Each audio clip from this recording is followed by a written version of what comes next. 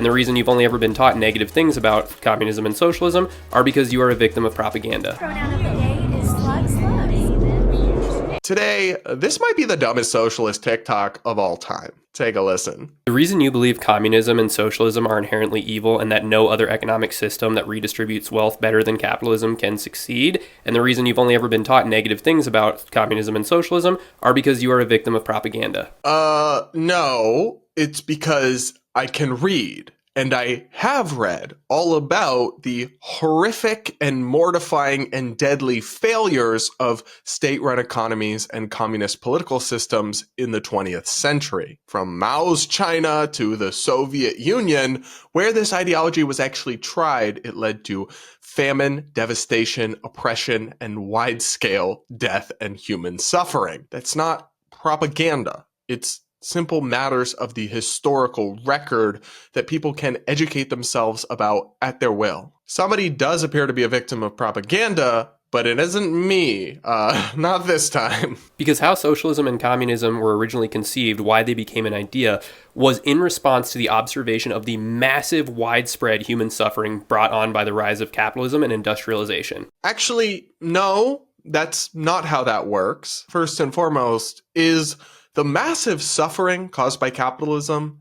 is it in the room with us right now? Because back here, in reality, the spread of capitalism and free trade across the globe has actually corresponded with enormous, historic, unprecedented reductions in global poverty, maternal mortality, child death, and so many other things. We've made tremendous progress. I'll link to humanprogress.com and you can see more at the sources that I'll link to. But the world has gotten better for all, but especially the people at the bottom of society's ladders because of the spread of capitalism and the enormous increase in wealth and economic activity it's generated throughout the world and for everyone, not just the super rich. I mean, just one statistic. Only 200 years ago, more than 80% of the world lived in extreme poverty. Today, it is under 9%. But tell me more about how capitalism is causing widespread human suffering and destruction. I just feel like people like this live in an opposite reality to the one that I live in. They also honestly just seem deeply naive. Socialism and communism as ideas were conceived to help alleviate human suffering. That is the point of them as economic and social systems and structures for society. Regardless of how much they have been bastardized and hurt people, just like capitalism, banana republics, whatever, the point of them as economic and ideological systems is to alleviate suffering and human misery brought on by income inequality. But no merits of the systems can be talked about or taught because they must be suppressed. Food for thought. So again, this dude seems to miss the point. It might be true that socialism and communism were thought up with the intention of alleviating human suffering. Maybe Karl Marx and other people like him had the best of intentions. I'm actually kind of skeptical about some of that, but let's accept that at face value. Intentions aren't worth a damn. It doesn't matter what people intended when they invented a system or a philosophy. What matters is how it works out in reality. And in reality, it works out terribly for people. So I don't care if it's well intended. If the actual practical outcomes it leads to are bad, then the intentions aren't worth shit.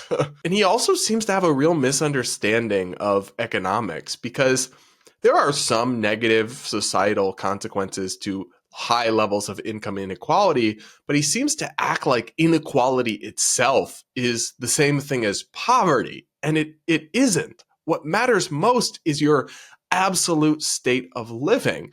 Can you feed yourself? Can you clothe yourself? Can you travel? Do you have housing? These things. It does not matter. It's not the most important thing or even the primary determinant of people's happiness and thriving, how much somebody somewhere else in their country has in their bank account, which is when we talk about income inequality, we're really talking about a tiny slice of people who are ultra rich.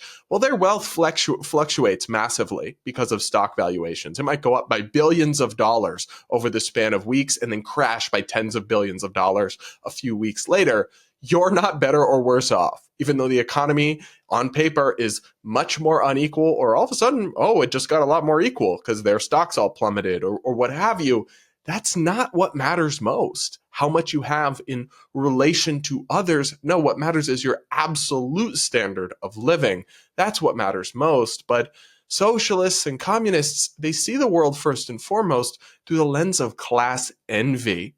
And I think that's the problem with their philosophy and why I find it so incredibly unappealing and alien. And he's not wrong that socialism has been bastardized in some cases, or they haven't had true, real communism or socialism. I'm even willing to grant them that.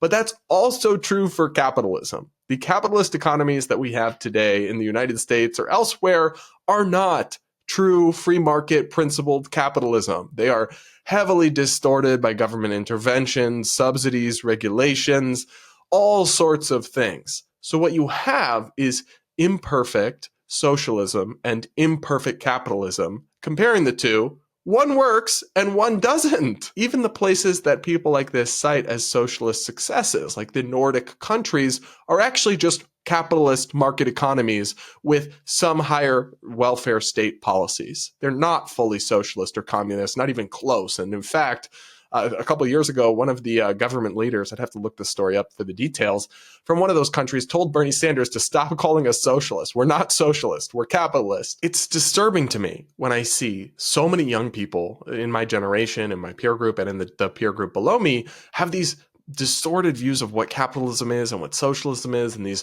bizarre positive views and viewpoints towards communism or towards socialism. But it makes sense when you realize that they are the ones being inundated with propaganda like this video that misleads far more than it informs. What do you think? Do you agree with the guy in the video? Let me know in the comments. I do want to hear from you, and make sure you hit that like button while you're at it.